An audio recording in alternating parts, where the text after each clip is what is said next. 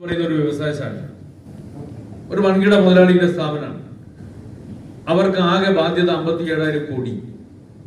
കയ്യിലുണ്ടായിരുന്ന ആസ്തി എന്ന് പറയുന്നത് 7,000 കോടി. 57,000 കോടിയിൽ ഏതാണ്ട് 47,000 കോടി. 47,000 കോടി. ഈ 40,000 കോടി രൂപ നമ്മുടെ പൊതുമേഖലാ ബാങ്കുകളിൽ നിന്ന് കടമെടുത്തിയാണ്.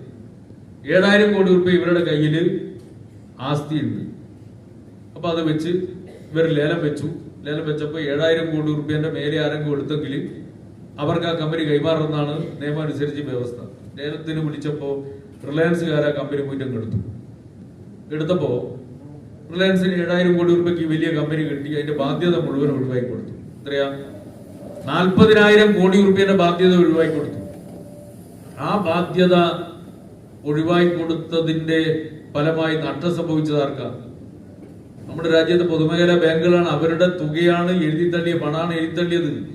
ഇങ്ങനെ ഈ ആസ്തിയിൽ കൂടുതൽ ബാധ്യതയുള്ള തുക ഒഴിവാക്കുന്നതിന് കമ്പനി നിയമത്തിൽ കേന്ദ്ര ഗവൺമെന്റ്, നരേന്ദ്രമോദി ഗവൺമെന്റ് കൊടുത്ത പേരാണ് ഞാൻ നേരത്തെ പറഞ്ഞ സാധനം. എന്തെന്ന്?